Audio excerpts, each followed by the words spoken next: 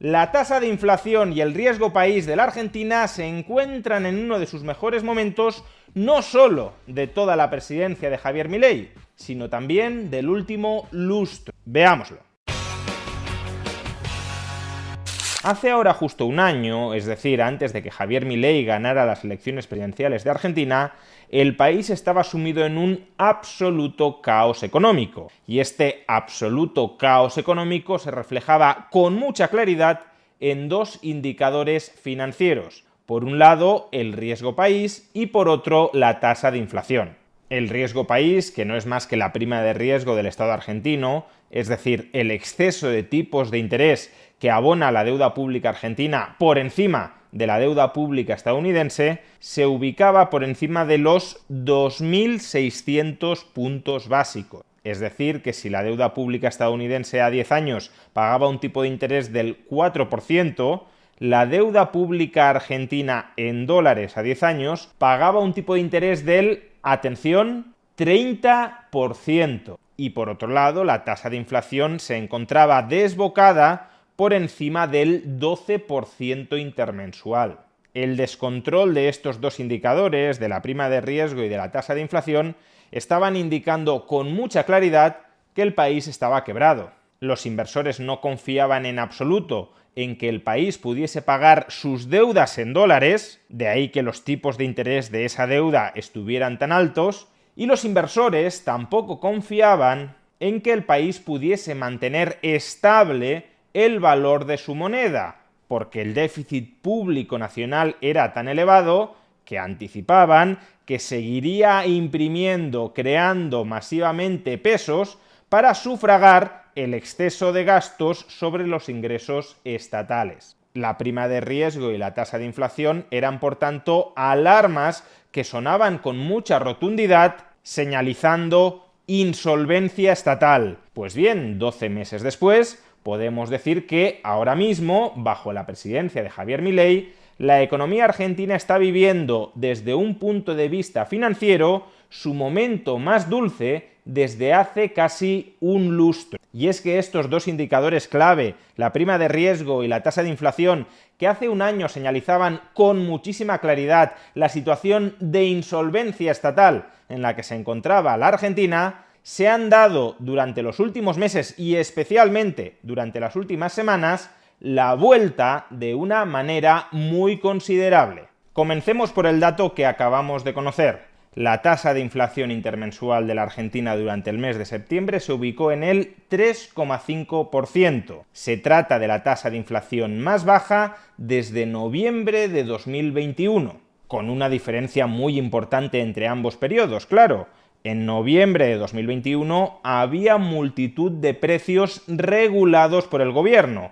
Es decir, la inflación latente de la economía estaba reprimida artificialmente y no llegaba a expresarse. Ahora mismo, en cambio, la mayoría de los precios están liberados y aún así están subiendo al menor ritmo desde hace 3 años. Resulta muy elocuente observar, de hecho, cómo durante toda la etapa de gobierno de Milei, la tasa de inflación intermensual se ha ido reduciendo de manera prácticamente ininterrumpida. Mientras que durante la etapa peronista la tendencia de la tasa de inflación era creciente, señalizando, como digo, una expansiva insolvencia subyacente del Estado, durante la etapa de gobierno de Javier Milei, con el profundo saneamiento de la situación financiera del Estado, se ha conseguido revertir la tendencia de una inflación explosiva con el peronismo a una desinflación cada vez más acusada. Y este control de la inflación tiene una causa muy clara: el superávit presupuestario.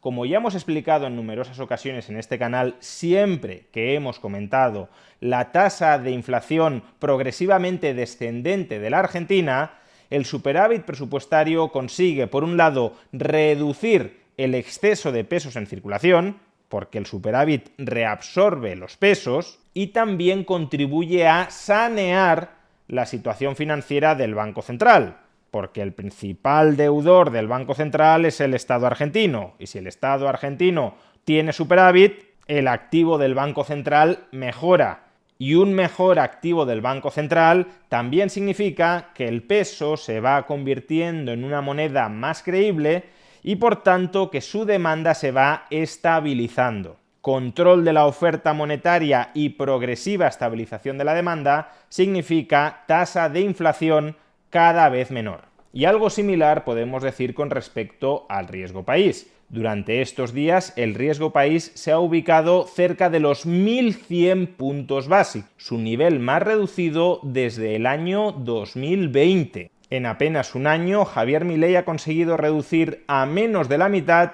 el riesgo país de la economía argentina, lo cual significa, claro está, que los inversores consideran que hoy por hoy el Estado argentino es mucho más solvente de lo que lo era hace un año. ¿Y esto por qué es así? Pues por la misma razón por la que se ha conseguido ir controlando la inflación, por el superávit presupuestario que Javier Milei ha amasado mes tras mes en el Estado argentino. Un superávit presupuestario cuya credibilidad, además, se ha visto reforzada durante las últimas semanas gracias a que Javier Milei ha vetado dos iniciativas parlamentarias que pretendían volver a multiplicar el gasto público en la Argentina sin explicar cómo pensaban financiar ese considerable aumento del gasto público en pensiones y en universidades públicas. Milei se ha mostrado firme en la defensa del superávit presupuestario, vetando esos dos proyectos de ley para disparar el gasto público dentro de la Argentina, y luego ha conseguido que suficientes diputados y senadores refrendaran en el Congreso el veto presidencial, demostrando así que hoy por hoy en Argentina existe una minoría legislativa de bloqueo suficiente para evitar que se vuelva a desbocar el déficit público y que en consecuencia la solvencia del Estado argentino, en lugar de ir mejorando mes tras mes, vuelva a empeorar mes tras mes. Por consiguiente, como decíamos, la situación financiera de la Argentina está viviendo en estos momentos su momento más dulce en el último lustro. Y la estabilización financiera es el paso previo indispensable para una recuperación económica sostenida que mejore generalizadamente la prosperidad de los ciudadanos argentinos. Argentina no puede ser próspera con las finanzas públicas desordenadas, es decir, con un Estado al borde de la bancarrota y con una moneda al borde de la hiperinflación. Y esa crítica situación financiera es la que Javier Milei ha conseguido estabilizar en su primer año de mandato. Este primer año de mandato ha sido un año dirigido a salvar a un paciente que estaba a punto de pasar al otro barrio. Y partiendo de una situación enormemente complicada, se ha logrado avanzar muchísimo. Desde luego, muchísimo más de lo que prácticamente nadie creía que se lograría avanzar. ¿Significa esto que todos los problemas financieros de la Argentina ya se han solucionado?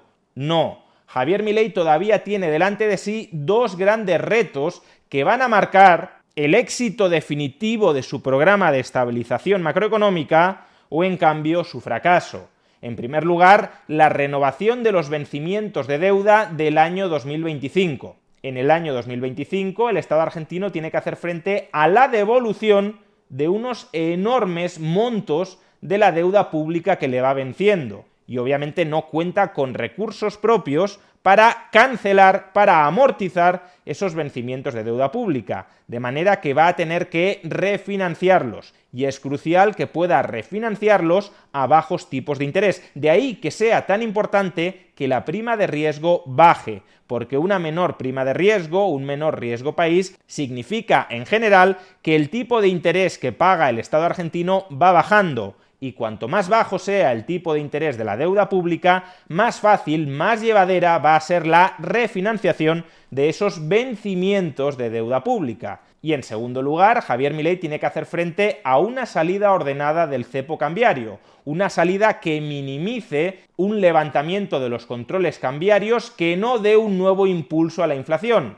que no perjudique el muy saludable proceso de desinflación que ahora mismo está siguiendo la Argentina. Y para ello es fundamental que el balance del Banco Central esté tan saneado como sea posible. Cuanto mayor sea el patrimonio neto del Banco Central, es decir, la diferencia entre el valor de sus activos y el valor de sus pasivos, más margen tendrá el Banco Central para estabilizar el valor de sus pasivos fuera de un régimen de control de capitales. Más capacidad tendrá el Banco Central de minimizar la depreciación de la cotización del peso en los mercados financieros. La altura del reto pendiente sigue siendo, por tanto, enorme, pero también lo es todo lo que se ha logrado hasta la fecha.